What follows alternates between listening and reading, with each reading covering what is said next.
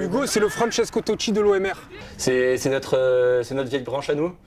Il a 22 ans, je crois, au club, 23. Donc moi, j'en ai 23. Donc quand il arrive au club, moi, je suis né. C'est super fort comme choix qu'il a fait de toujours rester ici. Et il a tellement apporté, que ce soit auprès des jeunes ou même dans la vie de groupe. J'ai quand même pas mal réfléchi, c'est vrai, ça fait quelques années maintenant que je joue et j'ai quand même senti cette année que c'était le bon moment.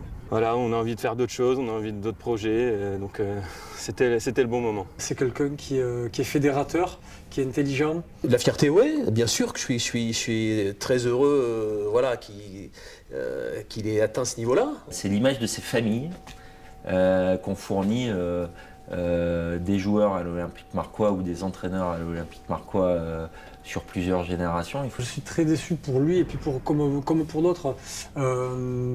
C'est des mecs qui auraient mérité 100 fois de goûter à la Fédérale 1. C'est mon plus grand regret, c'est de ne pas avoir pu jouer au final cette année parce que j'étais blessé en pré-saison. L'année dernière, on a fini la saison en mars, donc ça fait 1 an et demi quasiment qu'on ne joue pas. Et c'est vrai que c'est un petit pincement au cœur d'arrêter là-dessus et me dire de ne pas pouvoir faire un match de Fédérale 1, ça me fait un petit pincement au cœur. Tout de suite, moi, on m'a dit, ouais, il y a Hugo, tu verras, Hugo, il a depuis très longtemps, Hugo.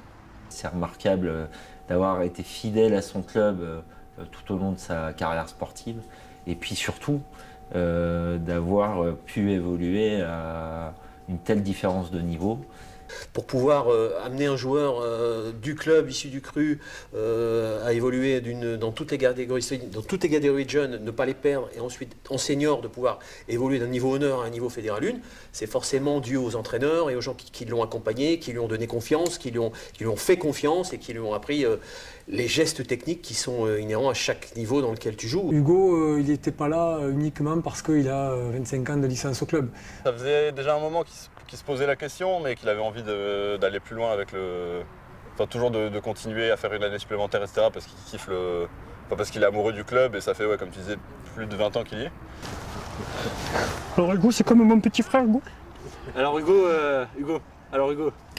Quand on lui a proposé de s'entraîner un petit peu plus, un petit peu mieux, c'est quelqu'un qui a accepté de faire les efforts, les sacrifices. Et moi j'ai vu une personne adorable. Et qui s'appelait Hugo, effectivement, il s'appelait Hugo. Ça, c'était important quand même de le savoir, parce qu'au début on ne savait pas qu'il s'appelait Hugo, et puis un jour il nous avait dit, ouais, il y a Hugo. J'aurais aimé de voir ce que ça donne sur de la F1, parce que je pense qu'il avait le potentiel pour s'exprimer sur des bouts de match, sur des matchs entiers, à ce niveau-là. Et j'aime bien faire jouer autour de moi, j'aime bien faire jouer les autres, j'aime bien faire un petit crochet inté pour faire rentrer l'autre dans l'intervalle. Voilà. C'est toutes ces petites choses qui me plaisent dans le rugby, peut-être plus que de marquer un essai en bout de ligne, quoi. Un match où il a enchaîné, je crois, 28 plaquages. C'était je ne sais plus quel match. Et ouais, il a enchaîné 28 plaquages, Hugo. Donc il avait joué deuxième ligne, je crois. C'était en Fédéral 2, je crois. Le titre d'honneur, hein, c'est minime, hein, mais c'était tellement... Dans l'euphorie, on était tous tellement contents, on a fait la bringue. Des ogives de 80 mètres, pied droit, pied gauche. Ah, ce jeu au pied. Hugo, c'est un métronome. Voilà, de la longueur, de la précision, il te dépose les ballons dans les angles. C'était pied droit, pied gauche, hein. Alors les deux. Hors norme. Hors norme. Oh. Ah, mais ça, avec le temps, il a disparu petit à petit. Hein.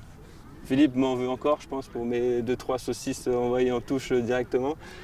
Et non, le fameux jeu au pied, je sais pas, mais oui, j'ai envoyé de temps en temps des belles ogives, mais c'est parce que j'étais à Charcot, dans mon jardin, là, c'est...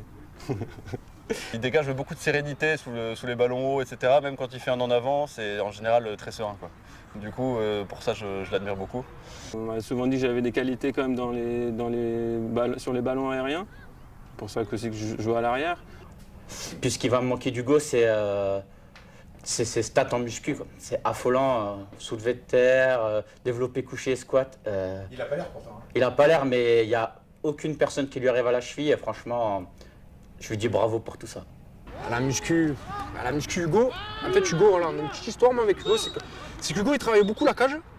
Hugo en fait il aime beaucoup le poule vert, il travaille beaucoup la cage et on peut y faire rentrer 2 poules et un coq dans la cage. C'est souvent ce qu'il disait, moi je me souviens de lui, il prenait beaucoup comme ça, haltère, 1, 2, Après, il faisait des yachts. Regarde des yachts petits. Tu peux faire rentrer de poulet un coq dans la cage. En termes de musculation, là, c'est un client et n'hésitez pas à aller le voir si vous avez besoin d'un conseil. Parce qu'il n'est pas avare de conseils et ils sont souvent de bonne facture.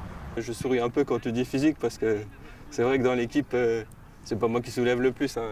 Par contre, à contrario, voilà, il avait le sens de la relance et il jouait avec ses qualités justement. Et ce qui était intéressant dans notre projet, c'était c'est que c'est quelqu'un qui sentait le jeu et qui avait cet esprit d'initiative. Il est instinctif, il a une bonne technique, et il va vite. On n'a pas l'impression, messieurs, mais il va vite sur le terrain. J'ai commencé, j'étais là, j'étais commencé à l'hippodrome. Je me souviens, mon premier entraînement, j'étais avec Tonton et Zizou. À l'hippodrome? À l'hippodrome. Mon premier entraînement, c'était à l'hippodrome, voilà. Et puis c'est mon père qui m'a emmené. Mon père qui a ensuite entraîné l'équipe première en honneur, série, etc. Et il m'a emmené avec des copains pour essayer. Et puis au final, moi, je suis jamais reparti. Hugo, quand j'étais entraîneur en Olympique Marcois, il venait dans le bus. Il avait le droit de venir s'il avait fait ses devoirs. Et il avait quoi, 13-14 ans, il était en moins de 13, moins de 14. Et il venait quelquefois dans le bus pour les déplacements à l'extérieur. Enfin, on sentait qu'il aimait cette ambiance, qu'il aimait ce contact. Et il l'a toujours recherché tout au long de sa vie. Et je pense que ça lui sert beaucoup maintenant dans sa vie personnelle. Et en dehors du terrain, il est super marrant et il faut le connaître. Et dès qu'on le connaît, c'est un des mecs les plus drôles que je connaisse. J'ai le souvenir de quelqu'un qui est très classe, qui est très élégant. Ça change de l'image peut-être du rugbyman qu'on se fait. Hugo, il est aussi à l'image de Marc derrière ce côté mi-ange mi-démon. Ces Marquois qui sont capables de paraître hyper sérieux ou même parfois hyper timides quand ils sont dans un contexte et qui sont aussi capables de, je ne vais pas dire de dégénérer, mais de faire la fête de manière excessive dans d'autres contextes. Hugo, c'est une personne vraiment très drôle et très taquin.